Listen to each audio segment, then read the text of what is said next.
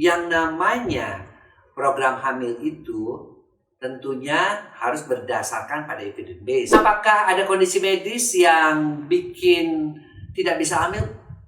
Suami nomor 1 ngerokok, minum minuman keras, begadang.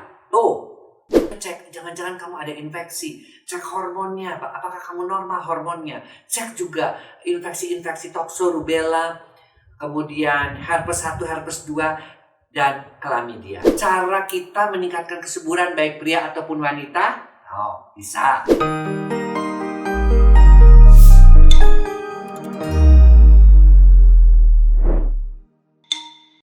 Halo Boyke Mania, selamat datang di Kacamata Dr. Boyke. Saya Boyke Dianugraha akan berbagi tips, trik, dan konsultasi mengenai kesehatan dan keharmonisan dalam berumah tangga.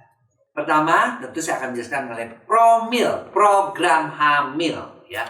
Jadi promil ini biasanya dilakukan di dokter kandungan kalau Anda sudah berusia 35 tahun, menikahnya agak telat-telat, selama 6 bulan belum dikaruniai keturunan, momongan, atau belum hamil, maka kita akan melakukan program hamil. Kalau yang umurnya di bawah 35 tahun bisa tunggu sampai setahun. Kenapa? Kok begitu? Yang namanya program hamil itu tentunya harus berdasarkan pada evidence base bahwa sebenarnya 80% daripada pasangan suami istri akan hamil dalam 1 tahun pertama. 60% akan hamil dalam 6 bulan pertama. Makanya kalau dalam 1 tahun belum juga hamil, yuk ke dokter untuk melakukan pemeriksaan kehamilan. Kemudian apa aja sih yang dilakukan? Ya tentu saja suami dan istri. Kalau suami tentu mengikuti pemeriksaan untuk pemeriksaan analisa sperma, kemudian juga obesitas, gemuk apa enggak, pemeriksaan secara umum, dan juga pastinya juga diperiksa apakah ada infeksi penyakit kelamin atau enggak. Kalau buat yang perempuan, biasanya kita pakai pemeriksaan meliputi HSG untuk mengetahui salurannya bagus apa enggak. Kemudian USG untuk melihat ada minum apa enggak. Kemudian juga kadang-kadang kita melakukan postcoital test ya untuk mengetahui apakah ada lendir serviks yang tidak ramah terhadap sperma. Juga kita pemeriksaan infeksi-infeksi karena hampir yang saya temukan di klinik Pak Sutri 70% itu disebabkan oleh karena masalah-masalah infeksi. Jadi dari mulai sperma keluar sampai dengan nyampe ke membuahi dan terjadi implantasi daripada hasil pembuahan itu harus dicek semuanya. Karena tugas dokter kandungan itu apa? Sebagai investigator, sebagai detektif untuk mengetahui di mana ini kelainannya.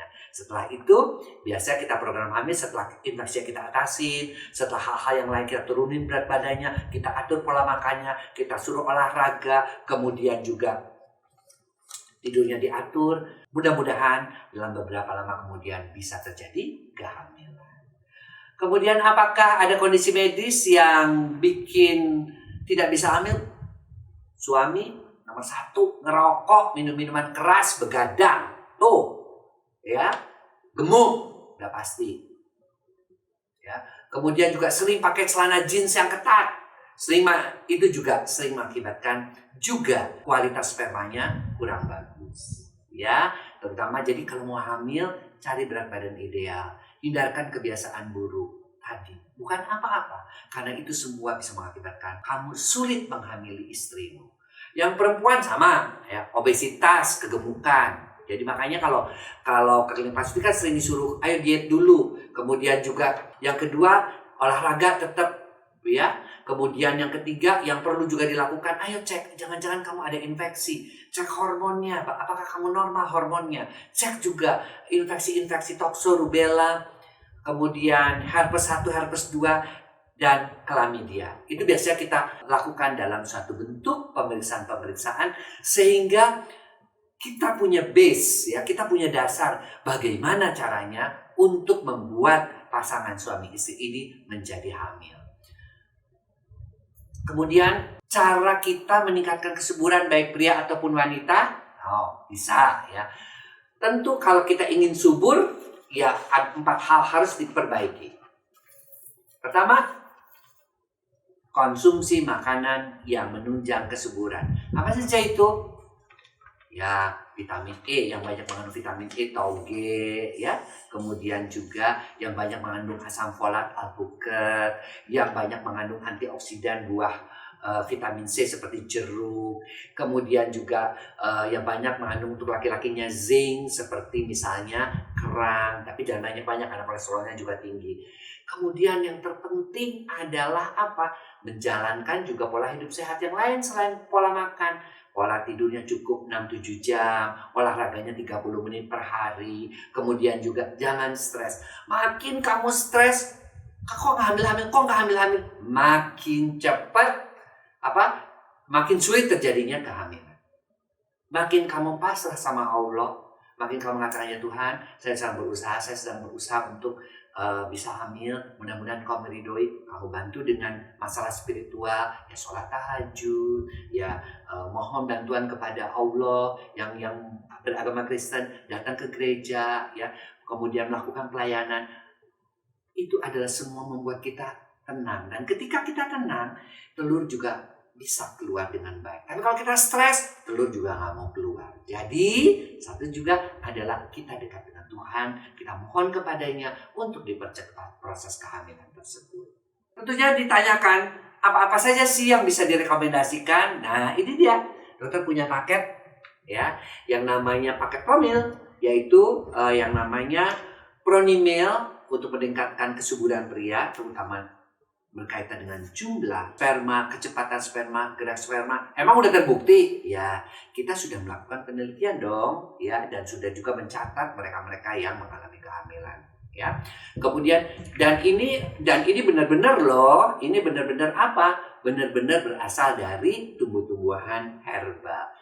Herbal dari mana? Herbal dari nenek moyang dan leluhur kita, khususnya yang di daerah Jawa dan di daerah Madura untuk para pria. Lebih perkasa dan lebih subur. Yang wanita juga ada namanya Femita. Ini juga mengandung berbagai macam ramuan yang bisa meningkatkan satu, kesuburan wanita itu melalui telur yang lebih cepat matang, kemudian telur yang kecil-kecil itu menjadi lebih mudah besar, kemudian juga terjadi ovulasi dengan baik. Dan yang terpenting juga mudah-mudahan bisa mempercepat proses pembuahan dengan memperbaiki kondisi daripada lendir vagina. Ini adalah 2 yang dokter yang selama ini saya teliti, ya. Yang selama ini saya teliti untuk membuat wanita dan pria menjadi subur. Boleh dong dicoba. Baiklah, itu tadi tips saya mengenai program kehamilan, ya.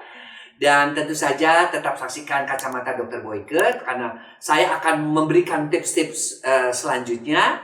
Dan sampai jumpa lagi di Kacamata Dr. Boyke.